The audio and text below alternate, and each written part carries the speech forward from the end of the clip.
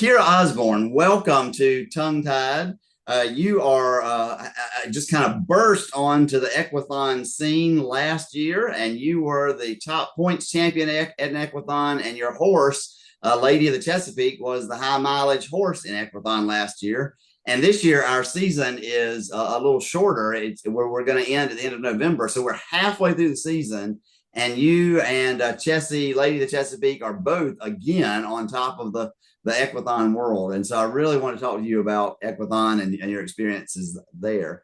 But before we get there, tell me a little bit about your when horses first came into your life and some things you've done with horses before you got to Equathon. Okay, so I think it all started with my mom and her three sisters all rode horses growing up.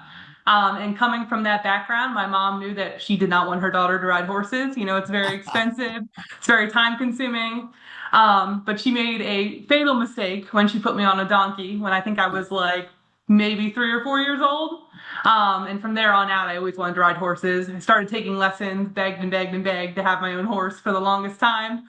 And then, grew up, had a job, turned 18, decided I'm going to buy my own horse. So that's kind of how it started. Growing up, I did a lot of eventing, just a lot of low level stuff entirely. Eventing, jumpers, dressage, just kind of whatever struck my fancy at that time. So that's how I kind of got into it. All right. And so tell me about Chessie. Was she the horse you bought or did you buy one before her? She was the one I bought. Mm-hmm. So tell me Yep. all about her. Yeah, so she is an off the track thoroughbred. I got her really soon after her last race. I think when I went to go look at her, she had just raced like 3 days prior. And so I bought her. I knew I wanted to retrain a thoroughbred. I had been involved in kind of like the light retraining of some other horses, like rescue horses and thoroughbreds. So I knew it was like the breed that I really liked and I was really interested in. So I bought her and I intended on making her an event horse. And she's been to a couple events, she's been to a couple jumper shows, but this has kind of really been a thing that we've gotten into a lot is the ride and tie and equithon kind of world. Okay. Okay. Have you done a ride and tie? I have not done a ride and Oh, tie. okay, okay, okay. Well, that's going to be perfect before we get to it. So tell me then, how and when you got involved in Equathon, how you found out about it, and then tell me a story or two about some of the Equathons you've done. Yeah, so something I wanted to do with Chessie is just kind of get some mileage on her, just take her out to different places and just do stuff to get her used to it, to kind of get her adjusted to that off the track life. And we had gone on trail rides, and then I did see that there was a endurance event at Fair Hill, the Foxcatcher, which I had heard about growing up, but I had never actually done it. So I decided we were going to do the intro ride there just to see what it was all about. And it poured down rain the entire time, but it was very fun. And I kept leapfrogging someone who was running, and I wish I knew who it was because now that I know people who are in ride and tie, I probably would have known. But I can't remember who it was. But I was leapfrogging somebody the whole time who was running, and at one point I was like, "What are you doing? Like you're Mhm. clearly going on the same course. You're clearly a part of this competition, but what is it that you're doing right here?" And she kind of gave me a brief overview of what ride and tie was. So I looked into it online a little bit. I was kind of interested in maybe trying one the next year. But Chessie does not stand very well to be mounted. She's also a very tall horse and does not like being left alone. So she's a little difficult to tie and run away from and then have somebody else mount. And then I didn't know anyone who would want to do it with me. So that's kind of how I ended up at the Equathon part of it. But it all came from, seeing someone doing it at an event, even though we were just doing the intro endurance. Yeah.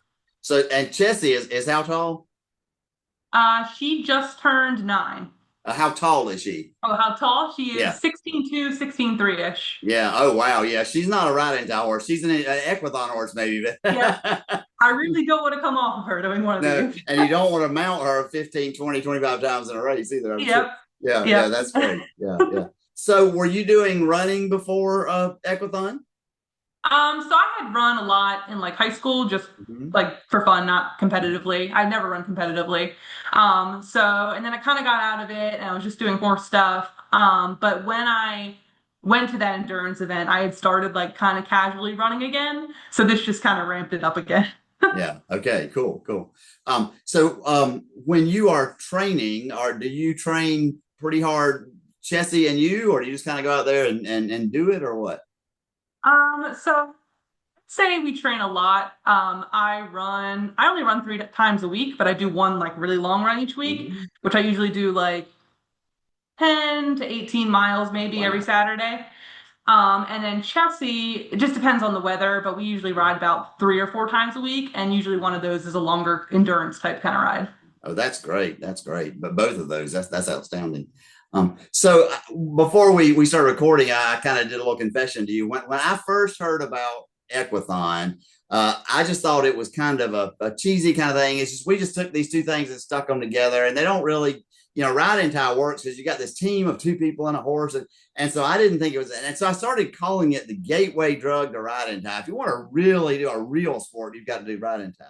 And then in 2019, in the World Championship, I was in one of the most competitive races I've ever been in, and it was Equathon. And then a couple of years ago at the World Championship at Biltmore, I was just watching, but there was just the most amazing Equathon where 8 or 10 horses came galloping in all together from their loop, and then the crews are rushing to get them down so the runners can go out. And it was so exciting. And I realized, no, this really is a sport all unto itself. And so the fact that you've never done riding tie, a few years ago, I thought, well, that's just you're just a junior member of the club, but you are not. But I want you to talk to me a little bit, school me a little bit, tell me a story or two about what it is or why it is that you just really like Equathon.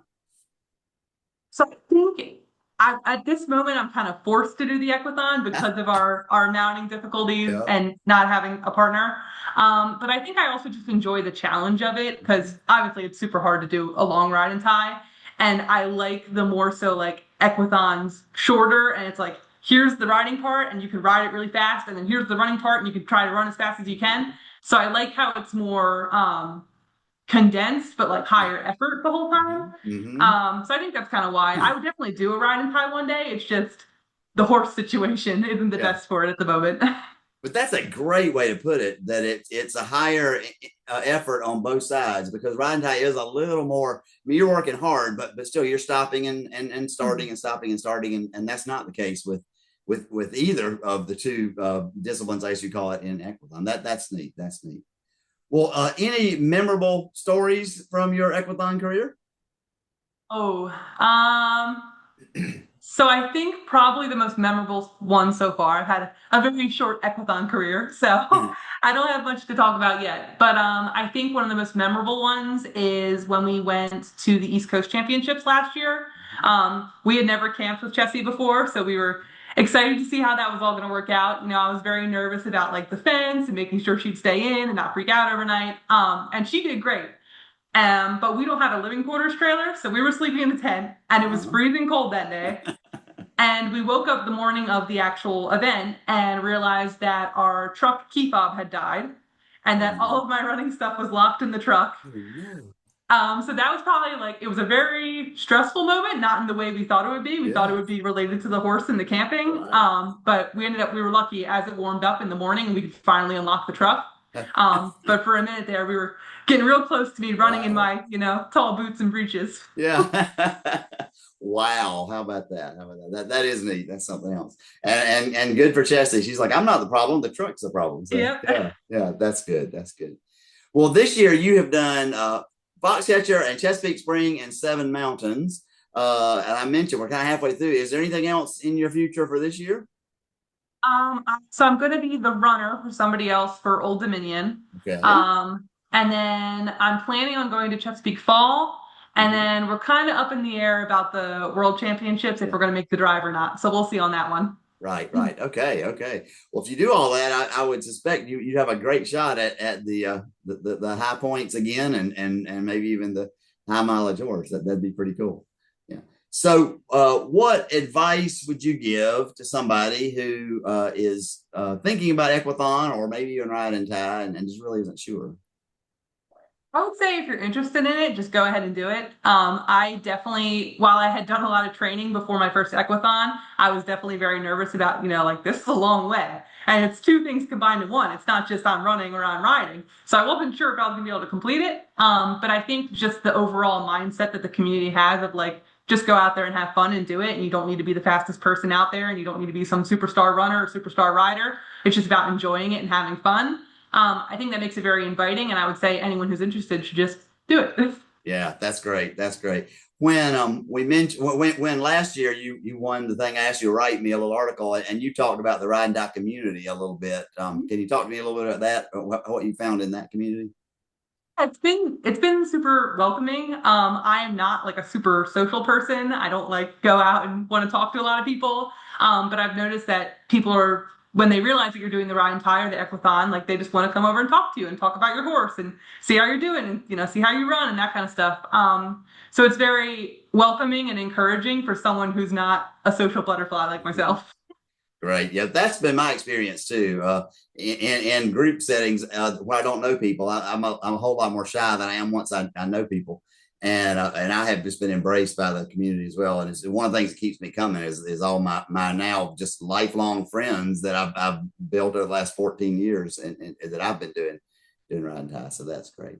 Well, thank you so much for talking to me, and thank you for that gem to think about. Because again, I've got to be converted again and again on this thing. But that idea about you got the hard endurance on both sides, the intensity, that's neat, and that's a distinctive I hadn't thought about, and so I'm thankful for that.